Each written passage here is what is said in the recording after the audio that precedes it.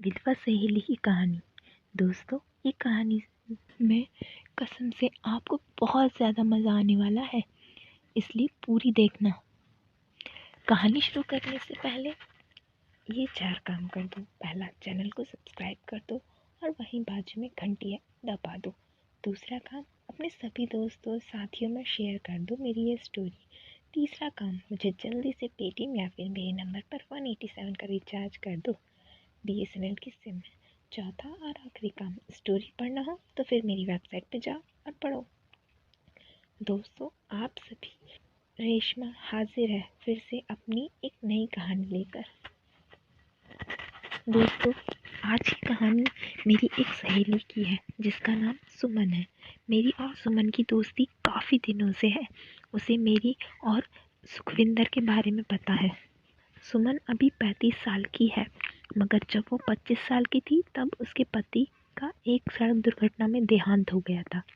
तब से उसने अभी कभी भी नहीं किया। उसकी एक किशोर बेटी है और सुमन एक प्राइवेट कंपनी में जॉब करती है। सुमन देखने में काफ़ी सुंदर है। उसके घर में सास, ससुर और बेटी ही थी। कई लोग उसके अकेलेपन का फ़ायदा उठाना चाहते थे, मगर उसने किसी को अपने ऊपर हाथ भी रखने नहीं दिया। 10 साल से उसने नहीं किया था। जैसे खाने की भूख होती है, वैसे ही उसकी भूख अब बर्दाश्त नहीं हो रही थी। एक दिन मेरे घर पर हम दोनों की बात हो रही थी और मैंने सुखविंदर के बारे में उसको बताया कि हम दोनों कैसे मिलते हैं। मुझे उसके चेहरे से पता चल रहा था कि वो उस मशीन बंद पड़ी है।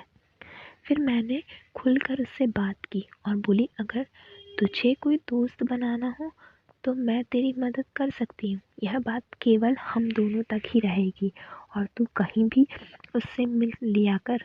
वो भी ये बात किसी को नहीं बताएगा। उसने कुछ देर सोचा, फिर बोली, अगर ऐसा हो सकता है तो मैं तैयार हूँ।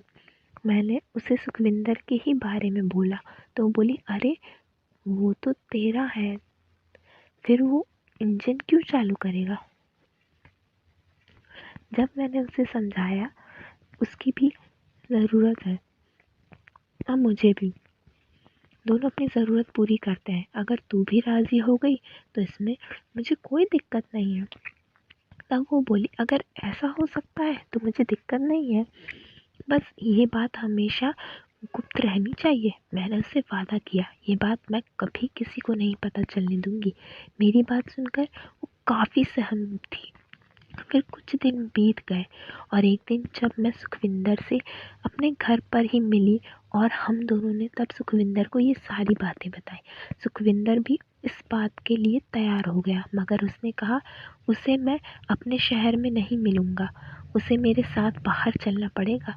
यहाँ अगर किसी ने देखा तो उसको दिक्कत हो सकती है। यह बात मैंने सुमन को बताई। लगता था कि वो भी यही चाहती थी और वो तैयार हो गई, मगर उसने एक बार उससे मिलने के लिए कहा। फिर एक दिन मेरे पति के ऑफिस जाने के बाद मैंने सुमन को बुलाया और सुखविंदर को भी। दोनों ने काफ़ी देर बात की और एक दूसरे को अच्छे से समझे। करीब 1 घंटे तक दोनों ने बातचीत की। उसके बाद अब दोनों को ही फैसला लेना था कि कहाँ मिलना है और कब। उसके 1 हफ्ते बाद सुखविंदर ने मुझे बताया कि हम दोनों कुछ दिनों के लिए बाहर जा रहे हैं। मैं समझ गई कि इन दोनों का प्लान बन गया है। दोस्तों, इसके बाद की कहानी आप सुखविंदर के शब्दों में सुनेंगे और आवाज़ तो वही पहले की तरह मेरी ही रहेगी। रविवार का दिन था जब मैं और सुमन पचमढ़ी जाने के लिए निकले। मैंने और सुमन दोनों ने 1 हफ्ते की छुट्टी ले ली थी अपने अपने काम से। मुझे सुमन बहुत अच्छी लगती थी। उसका रूप रंग और उसका व्यवहार काफ़ी अच्छा था। देखने में एक सामान्य परिवार की लगती थी। मुस्कान जब से मेरी दोस्त बनी थी तब से मुझे असली मज़ा मिला। वो खुद भी बहुत ही अच्छी है और उसे अपनी कुछ सहेलियों को भी मुझसे मिलवाया था। तो मैं और सुमन रविवार को सुबह सुबह 8 बजे ही मेरी कार से चल दिए। मैंने उसे बस स्टॉप से कार में बैठाया। हम दोनों ही पूरी सतर्कता बरत रहे थे ताकि हम दोनों के बारे में किसी को कुछ पता न चले। रास्ते में मैंने सुमन से पूछा कि उसने घर में क्या बताया था। उसने अपने घर पर बताया कि वो अपने ऑफिस के काम से बाहर जा रही है। उस वक्त क्रीम कलर की साड़ी डाली हुई थी। वो मेरे बंगले बगल वाली सीट पर ही बैठी थी। हम दोनों एक दूसरे के लिए नए थे। सच बताऊं तो दोस्तों, मेरे मन में तो इतनी बेताबी थी कि क्या बताऊं। बात करते करते उस वक्त मैंने उससे पूछ लिया, क्या तुमने कभी शराब पी है? उसने मना कर दिया, आज तक नहीं पी, मगर बोली अगर आप चाहें तो कोशिश कर सकती हूँ। मैंने भी मन ही मन सोच लिया कि इसका पूरा मज़ा लेना है, और ये शराब पिएगी तो इंजन अच्छे से चलेगा, मतलब कि स्मूथ, जैसे कि कोई कार का इंजन चलता है वैसे ही। दोस्तों, करीब 6 घंटे के सफ़र के बाद हम दोनों पचमढ़ी पहुंच गए। वहाँ पर एक अच्छे से होटल में मैंने एक एसी रूम बुक किया। रविवार से लेकर बुधवार तक हम दोनों को वहीं रहना था। आप सोच रहे होंगे कि इतने दिन तक के लिए क्यों? जितना इंजन घिसेगा उतना अच्छा चलता है और ऑयलिंग जाती है। गाड़ी में तो फिर गाड़ी क्या रफ्तार पकड़ती है, शायद आप सभी को अच्छे से पता होगा। हम दोनों होटल के कमरे में गए। वहाँ सामान रखने के बाद सुमन ने कहा मुझे बाथ लेना है, और वो चली गई। मैंने भी चेंज किया और बाहर की तरफ निकल गया। बाहर जाकर मैंने एक वेटर से बियर के बारे में पूछा, तो वो सब कुछ लाने के लिए तैयार हो गया। मैंने उसे 200 रुपये दिए, वो खुश हो गया और अपना फ़ोन नंबर देकर चला गया।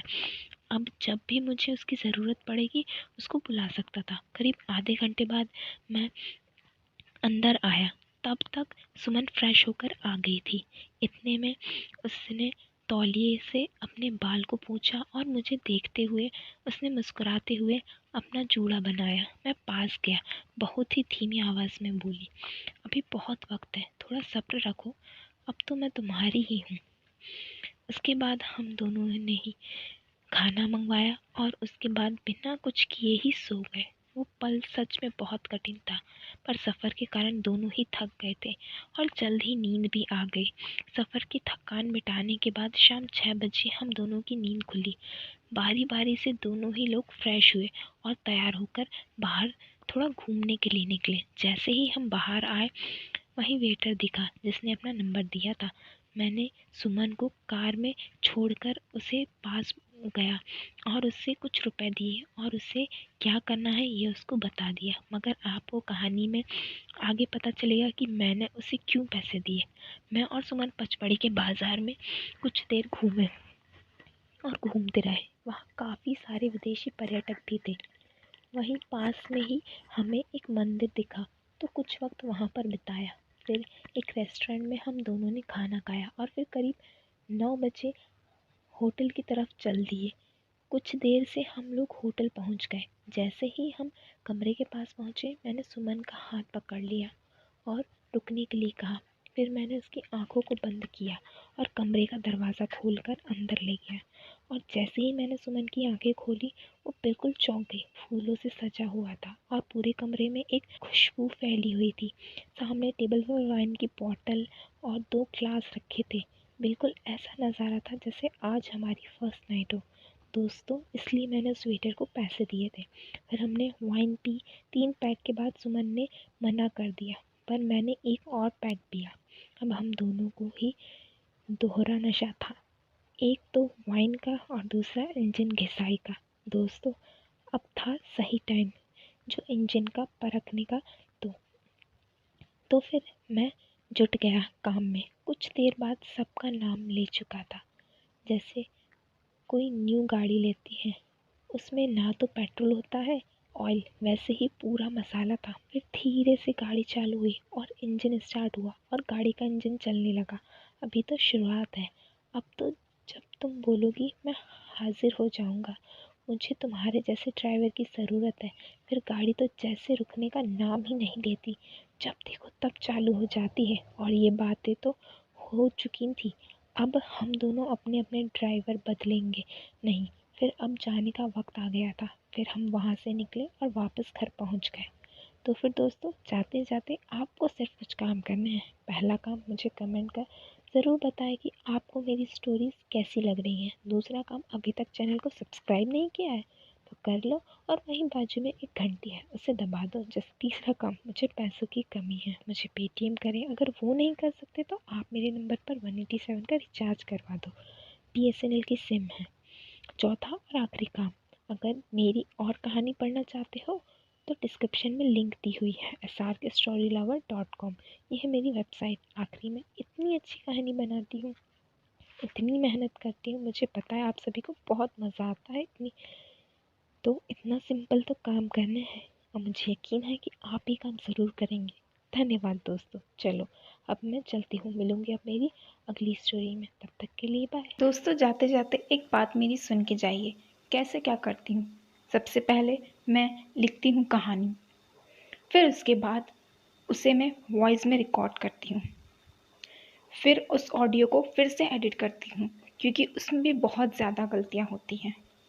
उसके बाद मैं करती हूँ उसे एडिट वीडियो के फॉर्म में, उसमें फिर मैं फ़ोटो एडिट करती हूँ, फिर उसके बाद ऑडियो, उसके बाद मैं सभी टाइप के ट्रांजिशन, उसके बाद वीडियो होती है कंप्रेस, उसके बाद मैं उस वीडियो को डालती हूँ अपलोड पे, फिर उसका टाइटल, देन डिस्क्रिप्शन सेट करके सब कुछ बना के सोचती हूँ वीडियो पे ज़्यादा से ज़्यादा लाइक आए, बट इतने नहीं आते।